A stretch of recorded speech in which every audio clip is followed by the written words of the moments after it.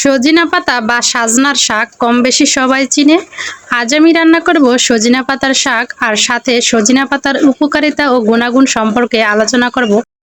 তাই ভিডিওটি ধৈর্য সহকারে দেখবেন, প্লিজ ভিডিওটি স্কিপ করবেন না, কারণ স্কিপ করলে অনেক কিছু আপনি জানতে পারবেন না।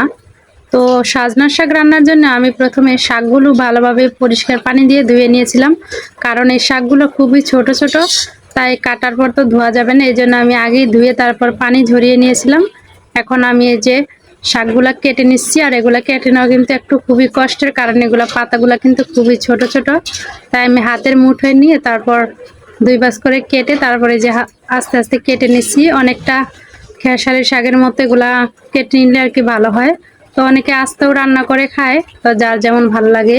আমি আর কি কেটে নিলাম, কারণ কাটলে একটু ছোট ছোট হয়, দেখতে একটু ভালো লাগে, এই জন্য আমি আর কি কেটে নিছি। আর একটু বেশি করে রান্না করব, কারণ আমি শাকগুলা রান্না করে আমার বাসার মধ্যে যারা ভাবিরা আছে ওনাদেরও দিব, কারণ এই শাকটা অনেকেই পছন্দ করে। আসলে এটা কিন্তু তেমন একটা আমাদের খাওয়া হয় না, তাই ভাবছি রান্না করে সবাইকে একটু একটু দিব। তো দেখেন আমি কিন্তু শাকটা কেটে ফেলেছি, কত সুন্দর হয়েছে ছোট ছোট।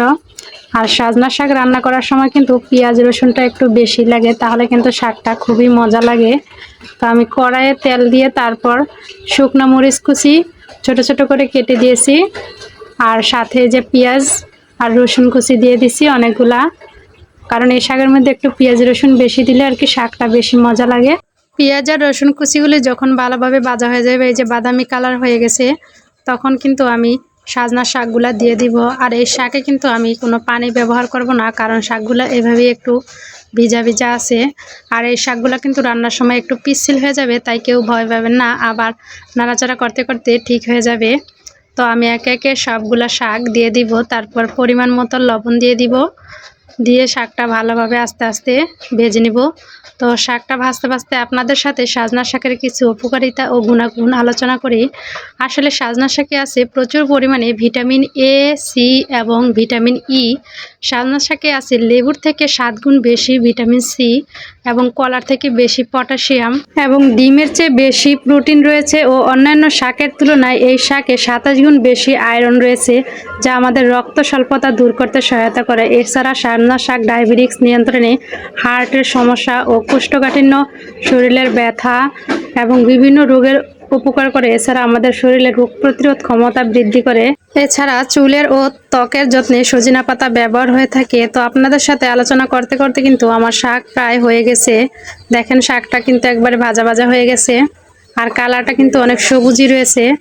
তো আমার কিন্তু অনেক পছন্দের এই শাকটা, তাই আর কি আমার জিভে মানাইলো না, এই জন্য কড়াইয়ের মধ্যে আমি ভাত নিয়ে খেতে বসে পড়েছি। আপনারা কিছু মনে করিয়েন না, কারণ এই শাকটা আমার অনেক পছন্দের, আর অনেক দিন ধরে খেতে মন চাইতেছে, তাই আপনার ভাইয়াকে বলছিলাম এটা আনতে। তো খাওয়া দাওয়া শেষ করে এই যে বাইরে চলে আসলাম। বাইরে কিন্তু প্রচুর বৃষ্টি হচ্ছে, আর আজকে 2 দিন ধরে তো সব জায়গায় বৃষ্টি। আমার ভিডিওটি যারা এতক্ষণ দেখেছেন সবাইকে অসংখ্য ধন্যবাদ। ভিডিওটি যদি একটু ভালো লাগে তাহলে সুন্দর একটি গঠনমূলক কমেন্ট করে যাবেন। তো আজকের মতো বিদায় নিচ্ছি, আল্লাহ হাফেজ।